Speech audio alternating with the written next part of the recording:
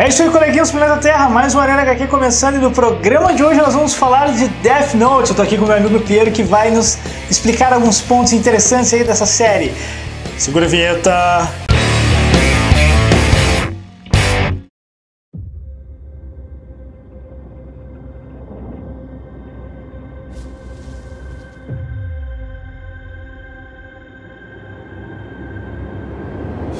Essa semana nós tivemos a divulgação do primeiro trailer do Death Note, que vai estrear no dia 25 de agosto no Netflix. Tá rolando uma polêmica aí, o que você acha dessa polêmica? Pois é, a polêmica é sobre o fato dos atores não serem japoneses, né? Por causa que ele vem de um mangá, que depois teve animação, e a história toda se acontece no Japão.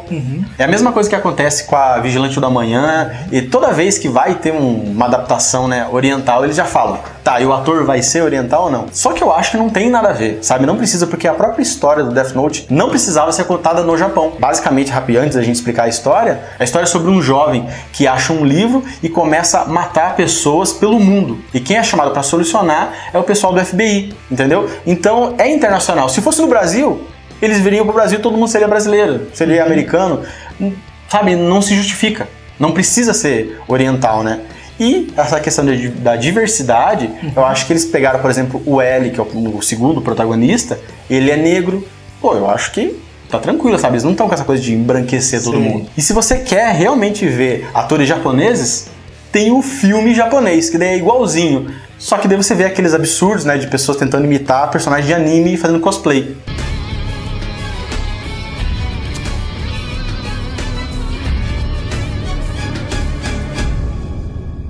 Qual que você prefere? Mas então, jovenzinhos, a história de Death Note, como o Pedro já falou, é sobre um jovem que encontra um caderno que foi largado lá do além, literalmente. Do além, por um Shinigami que se sentia entediado. É isso mesmo. A história, assim, apesar dela ter um teor mágico, né, nessa parte do caderno, o caderno é mágico, toda a história, ela parte de lógica, né? Só essa parte que é tipo, usa magia, vamos colocar assim, né? Então você tem o Light, que no caso na animação era Raito, né? Que ele acha um livro escrito que é o Caderno da Morte, e que se você escrever o nome de uma pessoa e tiver a imagem do rosto dela na mente, essa pessoa vai morrer de ataque cardíaco.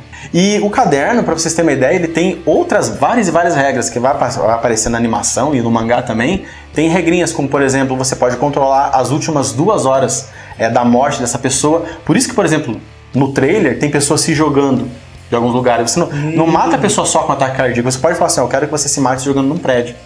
Entendeu? Eu quero que você cometa suicídio de tal maneira. Então, esse personagem, no caso que é o Light, né, o personagem principal, ele na animação, né, e no mangá, ele é um estudante modelo, né, um cara que está estudando para passar no vestibular, e é considerado aquele estereótipo, sabe, japonês, que o cara é bonito, inteligente, vai ter um futuro brilhante, né? Ele acha esse caderno e até ele vai correr uma vaga de polícia, o pai dele é policial, né? E ele acha esse caderno e por algum motivo, essa parte é uma falhinha um pouquinho do anime, né? Ele resolve que ele vai matar as pessoas, os grandes criminosos que não são punidos. Esse é um ponto interessante, porque a gente tem todo esse cara que é um modelo e de repente não tem um background pra fazer ele virar um assassino. E realmente, como você falou, é muito interessante. Quando eu assisti o anime, eu assisti só o anime, não tive a oportunidade de ler o mangá, é uma coisa meio conflitante, que você tem um cara que tem todo muito um futuro rápido, brilhante, né, pela frente, o cara é bom na escola, tem chance de todas as faculdades, e de repente, não, vou matar todo mundo aqui. O curioso é que o filme japonês, né, ele é bacaninho até, né? Ele tem que esse problema de interpretação, mas ele justifica bem melhor. Ele mostra, por exemplo, o Raito sendo humilhado por políticos lá que cometem crimes e fala, cara, eu tenho dinheiro, eu nunca vou ser punido. Eu tô acima da lei. E ele, sabe, ele fica super revoltado, ele é humilhado, jogam ele lá fora de uma festinha lá. E daí vem o caderno. Então, tipo, você consegue entender, você consegue aceitar essa revolta dele. Você cria um background interessante pro personagem. Você cria, tipo, não, agora ele tem uma motivação de verdade. Pra ele iniciar. Uma motivação vazia. Né? Isso. Lógico, né, depois da animação você vê que ele realmente tem um problema mental, assim, né, que ele realmente vira um psicopata mesmo, né?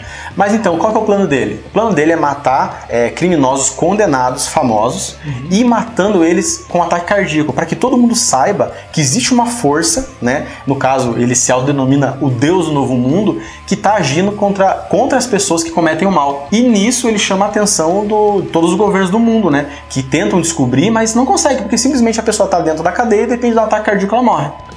E é aí que entra um dos melhores personagens, se não o melhor personagem, pelo menos pra mim. É a grande disputa. Qual os dois que é mais legal? Que é o L. L é o cara que é trazido pela FBI, que vem investigar toda essa treta que tá acontecendo, que até então eles não sabem de onde que vem, mas descobrem que tá acontecendo no Japão, né? Então, na verdade, ele é o cara que chamam quando não tem solução. E ele fala, eu acho que tá acontecendo no Japão. Uma coisa bem bacana é o discurso, sabe? Tipo, o diálogo que tem na animação e no mangá, é que eles trabalham com lógica, sabe CSI? No melhor estilo, não tem uma coisa mágica por fora, fazendo eles descobrirem É um duelo de intelectos. Exatamente, né? É puro, é um duelo de intelectos puro.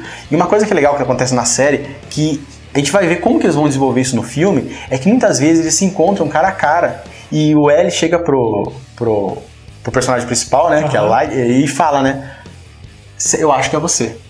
Pra ver o que ele vai responder. Sim. E daí na cabeça do Kira, ele pensa, se eu falar, não, é brincadeira, ele vai desconfiar. Então fica esse duelo de intelecto próximo, que se algum deles der um passo errado, eles morrem por causa aqui. O L, se ele descobrir o nome dele, o Kira vai matar ele.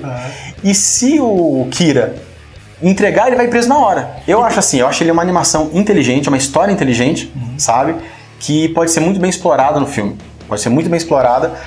Vamos ver se eles vão conseguir condensar isso em 2 horas. E essa semana a gente teve aí a divulgação do primeiro trailer do filme, né? Pois é, ele já mostrou o Kira, que dá a impressão pra gente que não é aquele modelo, parece um cara mais depressivo. O pessoal reclamou também, eu não entendo parece ser um cara mais rebelde. Eu achei interessante ser um cara mais rebelde. Muito legal.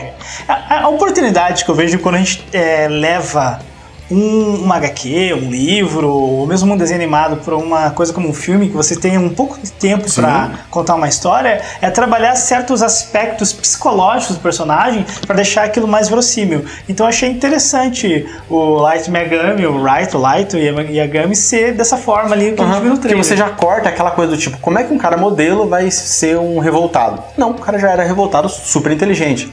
Pronto, já tá resolvido no trailer, já tá resolvido. Sim. O L, né, você vê uma parte que ele chega com o capuz, que é uma cena da animação e do mangá, né, só que ele manda o mordomo dele com o capuz e ele faz o porta-voz, né, que ele é um cara que não mostra o rosto e não fala o nome.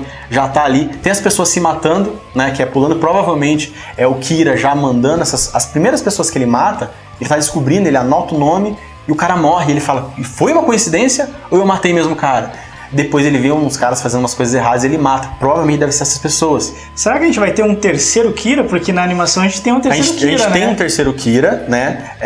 Que ela aparece de um jeito muito interessante, né? Não vamos dar spoiler aqui. Só que depois ele vira um personagem que me incomoda. Que no filme agora, eu acho que eles vão corrigir. Isso que é a graça, na minha opinião, de uma versão americana. Então esse outro personagem aí que também tem o poder de matar, ele aparece, ele é muito legal. E eu acho assim que no filme americano eles vão conseguir suavizar, não ficar tão exagerado como é na animação. Acho que dá pra fazer de repente tem o cara aqui, mas daí não é o lá que tá matando, e tem outro cara matando, mas como é que pode ser? Acho que parece uma jogada legal. Pode ser um lance bem inteligente trabalhar isso no filme. E a nossa expectativa pra esse filme aí... Eu vou falar, eu tô um pouco suave com relação a esse filme. Eu vou ficar mais ansioso quando estiver mais perto de chegar. Eu tenho bastante expectativa porque se eles acertarem com esse filme, que é muito possível, sabe? Ele tem todas as ferramentas, ele não necessita de, sabe, grande investimento. Ele vai abrir margem para outras animações japonesas, sabe, virarem filme. Realmente, é interessante. Existem diversas animações japonesas ou mesmo mangás que podem abrir uma nova porta, né? Que a gente tá nessa era de adaptações de livros, de animações, HQs. Pode ser que agora a gente abra uma porta para adaptações de mangás e animes, mesmo por Hollywood, ou também produções feitas no Japão, como é o caso do Samurai X, que também foi adaptado. Ainda tem algumas coisas caricatas, mas é uma boa adaptação. Então é isso aí, esse foi o nosso Arena HQ sobre Death Note com meu querido amigo Pierre Oliveira. Espero que você tenha curtido. Deixe aí os seus comentários aí pra gente saber o que você achou e tudo mais. Nos siga nas redes sociais. Isso mesmo. Logo mais tem mais. Até!